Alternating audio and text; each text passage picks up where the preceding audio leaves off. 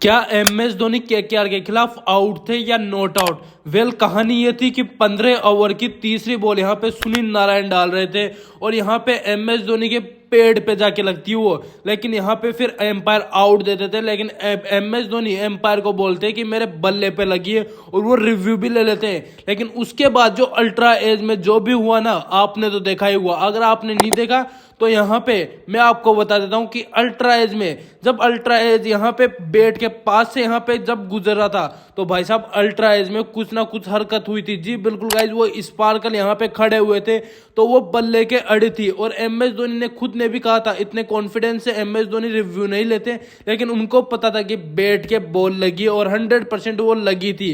लेकिन भाई साहब क्या अल्ट्रा एज, भाई साहब वहां पे आउट दे दिया एम एस धोनी को। साफ साफ वो बैट पे लग रही थी, सब ने ये नोटिस किया कि भाई साहब वो बैट पे लगी थी और लगी भी थी क्योंकि डीआरएस का नाम महेंद्र सिंह धोनी, धोनी रिव्यू सिस्टम है भाई साहब। तो एम एस धोनी ऐसे बेफालतू के डीआरएस लेते भी नहीं है और वो 100% बैट पे लगी थी। जब अल्ट्रा एज आपको दिखा रहा था तो उसमें यहाँ पे आपको निशान दिखा रहे थे कि बैट के लगी है, लेकिन फिर भी एम्पायर का क्या डिसीजन था ये तो किसी को नहीं पता।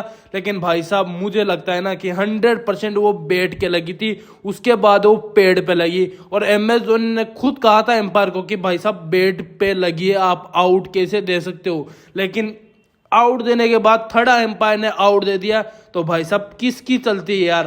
तो भाई साहब नॉट आउट थे यार, एम एस धोनी तो नॉट आउट थे। अगर वो नॉट आउट रहते तो गेम पलट सकता था, कहीं ना कहीं 130 140 तक जा सकता था चेन्नई सुपर किंग का स्कोर। लेकिन भाई साहब 103 रन गया और केकेआर आसानी से मुकाबला जीत गई 8 रनों से। आप कमेंट सेक्शन में बता देना कि एम एस धोनी आउट थे या नॉट आउट थे। मुझे तो नॉट आउट लग रहे हैं, अभी भी नॉट आउट लग रहे हैं। और आपको वीडियो पसंद आई हो तो एक लाइक कर देना, चैनल पहले बार आए सब्सक्राइब जरूर कर देना।